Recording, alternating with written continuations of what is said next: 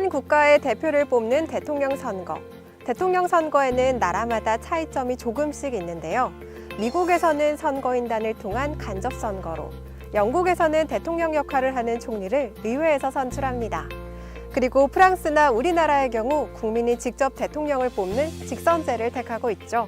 그런데 우리나라와 프랑스의 경우 대통령 선거에 차이점이 있습니다.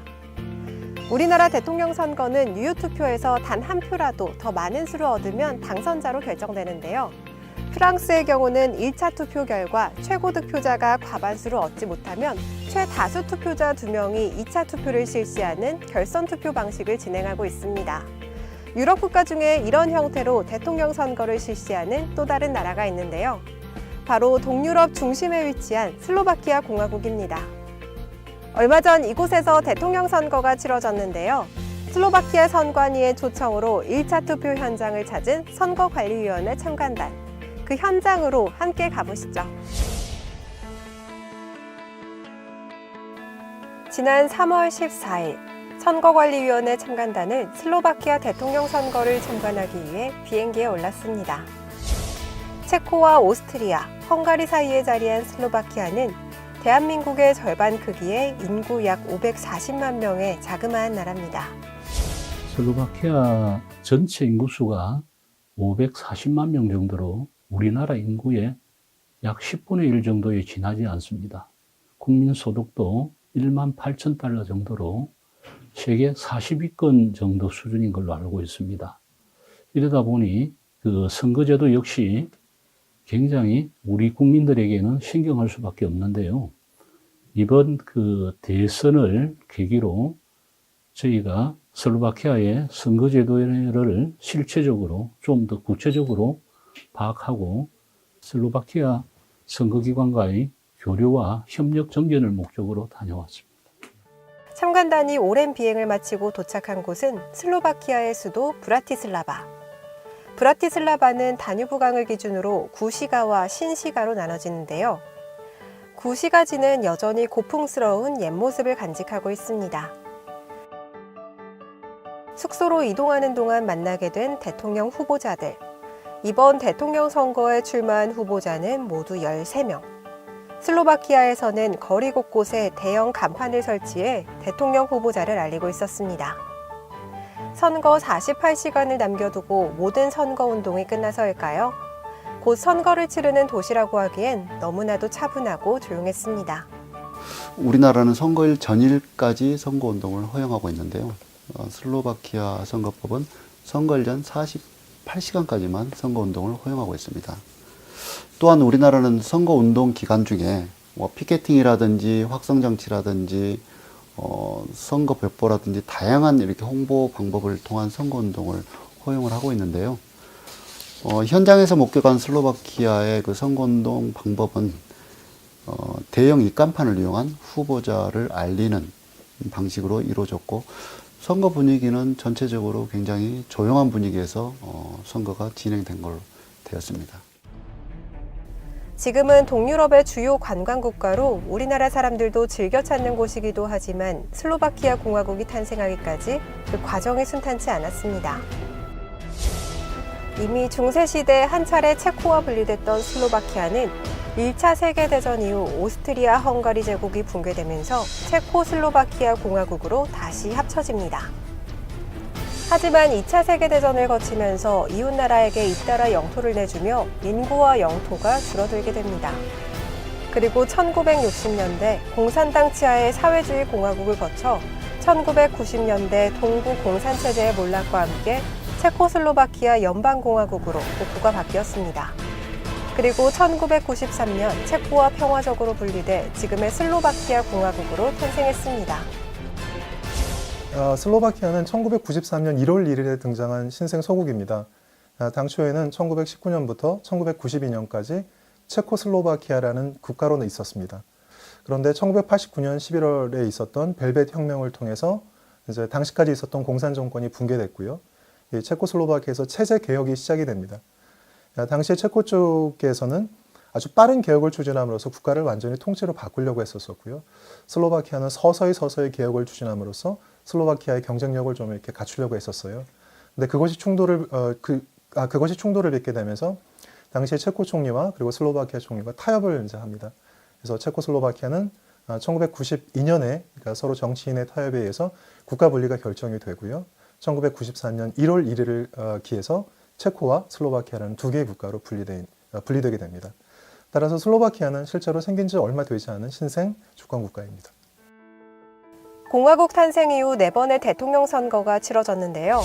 첫 번째 대통령 미하일 코바치부터 현재 대통령인 안드레 키스카까지 모두 3명의 대통령이 선출됐습니다. 3대와 4대 대통령은 이반 가슈파로비치였는데요. 슬로바키아 대통령의 임기는 5년이고 한 번의 연임이 가능하기 때문입니다. 실제 슬로바키아 정치의 실권은 총리가 갖고 있지만 대통령은 국가를 대표하는 상징적 자리입니다. 슬로바키아는 공화국 형태로 의원 내각제를 채택하고 있는 나라입니다. 직접 선거로 선출하는 중임제 하에 5년 임기제입니다. 대통령이 국가 수반이지만 실질적인 권한은 총리에게 권력이 다 위임되어 있다고 보시면 될 것 같습니다. 공화국이자 의원 내각제를 채택하고 있는 동유럽의 작은 나라 슬로바키아. 실질적인 권력은 총리에게 위임돼 있지만 한 나라를 대표하는 대통령으로서 중요한 역할을 맡고 있는데요. 역사적으로 역동의 시간을 보냈지만 체코와 평화적 분리 이후 경제적으로 꾸준한 성장을 이어왔고 이제 정치적으로도 새로운 변화를 꿈꾸고 있다고 합니다. 그래서 이번 대선에는 다양한 후보들이 등장하고 국민적 관심도 높았다고 하는데요. 유권자들은 어떤 대통령의 탄생을 기대할까요? 13명의 대통령 후보들이 겨룬 대통령 선거 과정을 선거관리위원회 참관단과 함께 만나보시죠. 봄비가 내리는 브라티슬라바. 오늘은 슬로바키아 대통령 1차 선거일입니다. 선거일은 현재 대통령의 임기 55일 전에 치러져야 하기 때문에 3월 16일 1차 선거가 진행됐습니다. 참관단은 슬로바키아 대선 선거 과정을 알아보기 위해 아침 일찍 투표 현장으로 향합니다. 투표는 오전 7시부터 저녁 10시까지 치러지는데요. 비교적 조용한 분위기 속에 투표가 진행되고 있습니다. 슬로바키아의 경우에는 가보니까 기표단에 별다른 기표 용구가 없었고 그 투표 용지에 본인이 원하는 후보의 기호에 동그라미 하는 정도로 그런 과정이었거든요. 그래서 굉장히 투표하는 절차가 단순하다, 어떤 그런 쪽에 좀 느낌을 받았습니다. 유권자는 13명의 후보자 중 1명을 선택하게 되는데요. 우리나라처럼 가장 많은 표를 받은 후보자가 당선됩니다. 하지만 우리나라 대통령 선거와 큰 차이점이 있습니다. 가장 많은 표를 얻어 당선되려면 후보자가 과반수 이상의 표를 얻어야 합니다. 그렇지 못할 경우에는 가장 많은 득표를 얻은 후보자 2명이 2차 결선을 치르게 됩니다. 이렇게 슬로바키아는 대통령을 직선제로 선출하며 결선 투표제를 채택하고 있습니다. 원래 당초에 슬로바키아가 처음에 염두에 두었던 것은 1차 투표에서 대통령을 선출하는 방식이었습니다. 그러니까 처음에 시작할 때는 단순다수제를 통해서 대통령을 선출하기로 되어 있었는데요. 실제로 그것이 바뀐 것이 무엇이냐면 당시 민주계 정당들이 총선에서 승리한 다음에 그 다음에 대통령 후보를 내세웠음에도 불구하고 상대편, 그러니까 그 전까지 총리를 하고 있었던 메치아르라는 사람이 그 원체 인기가 많아서 그 사람이 그 대통령으로 당선될 걸 상당히 우려하고 있었습니다. 그래서 만약에 그것이 1차에서 그 1차 투표로 끝난다면 메치아르가 대통령으로 당선될 것이고 그렇게 된다면 슬로바키아가 다시 권위주의 체제로 돌아갈 가능성이 있어서 그것을 헌법을 제정할 때 2차에 걸쳐서 투표를 실시하게 했습니다. 왜냐하면 그 민주계 정당들이 설령 1차에서 패배를 한다 하더라도 그 2차 투표를 걸쳐서 민주계 정당들의 표를 하나로 결집시킬 수 있다고 판단했기 때문에 그것을 결선제를 이제 둔 방식입니다. 늦은 시간까지 진행된 투표. 참관단은 투표 과정은 물론 개표 과정도 참관할 수 있었는데요. 투표가 끝나자 그 자리에서 바로 개표가 진행됐습니다. 현장 개표만큼 참관단을 놀라게 했던 점은 투표와 개표에 참여하는 사람들 대부분이 자원봉사자들이었다는 겁니다. 철저한 관리 속에 진행되는 우리나라의 개표 모습과는 많이 달랐다고 하네요.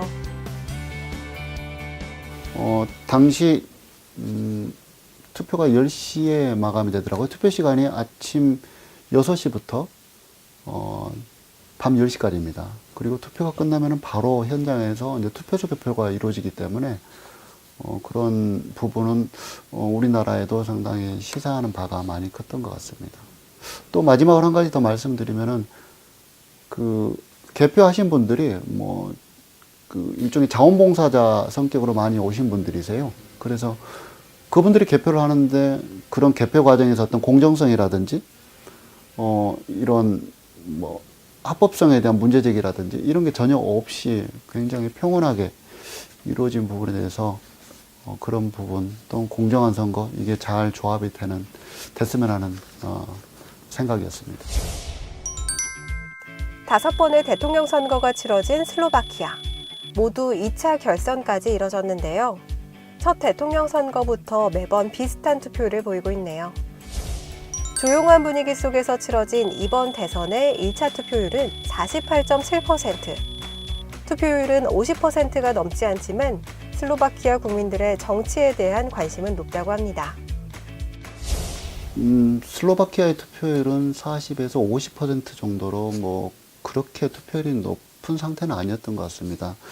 하지만 저희가 현장에서 만나본 여러 유권자들과의 그 인터뷰를 통해서 확인한 것은 굉장히 현실 정치에 대한 그 관심과 적극적인 참여를 엿볼 수 있는 장면들이 여러 군데서 발견되었습니다.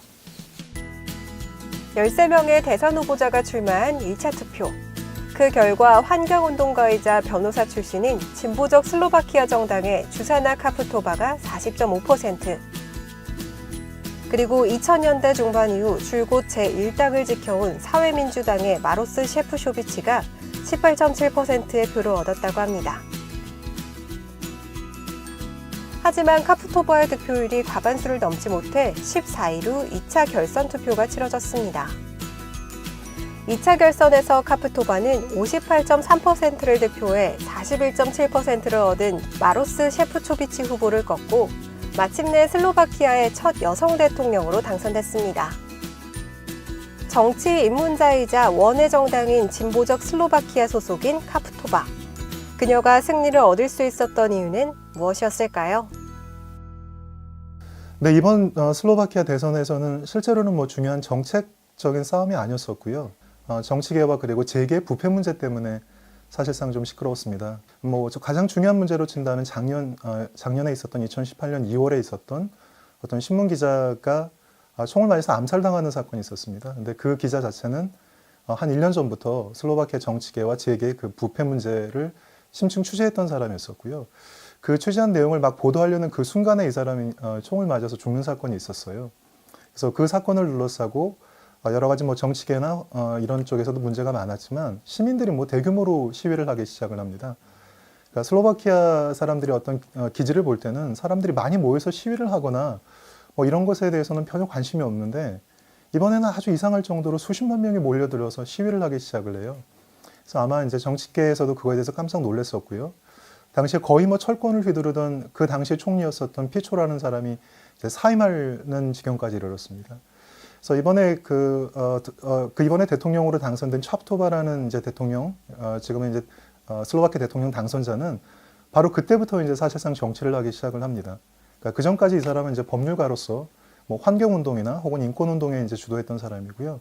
정치 문제는 전혀 개입하지 않았지만 작년에 한 언론 기자의 사망 사건 이후로는 정치에 관심을 갖기 시작을 하고 그때 진보당을 만들고 진보당을 만드는 과정에서 올해 있을 대통령 선거에 출마해서 반드시 승리하겠다라고 선언하게 이릅니다. 그래서 실제로 슬로바키아 대통령 선거에서 가장 중요한 쟁점은 사실상 부패 문제였었죠. 이 부패를 어떻게 해결하는지에 따라서 이제 슬로바키아의 미래가 결정된다라고 이 차프토바라는 사람은 계속해서 주장을 했었습니다. 그러니까 실제로 일반 대중들의 입장에서 볼 때는 어떤 거대한 정책이나 국가 정책이나 혹은 국가의 대외 정책보다는 실제로 자신들이 직접 느끼는 어떤 기성 정치에 대한 불만감, 그리고 정계와 재계에 만연되어 있는 부패, 그리고 그것이 사법부와 경찰에까지 만연되어 있는 부패에 대한 어떤 불신이 상당히 대단했습니다. 따라서 차프토바라는 거의 정치 신인이었었고요. 이름도 거의 알려져 있지 않은 사람이 등장했다는 것 자체가 이제 슬로바키아 사람들이 기성 정치계를 얼마나 싫어하고 그리고 새로 무엇인가를 한번 실시해 보겠다는 그런 의지를 드러낸 바로 이제 그런 선거라고 할 수 있을 것 같습니다. 슬로바키아 첫 여성 대통령 주시나 카프토바. 정치 경력 전무의 45살 환경운동가이자 변호사였던 그녀가 대통령으로 당선된 이유는 바르고 공정한 정치를 원했던 국민들의 바람의 결과가 아닐까요? 슬로바키아 대통령은 상징적인 자리라고는 하지만 슬로바키아에 어떤 변화가 일어날지 그녀의 당선은 시사하는 점이 많습니다. 선거는 자발적 국민의 정치적 의사표시라고 하죠. 소중한 한 표. 나에게 주어진 선택의 권리가 얼마나 큰 힘을 가져왔고 소중한지 다시 한번 생각해 볼 수 있는 선거가 아니었나 싶습니다.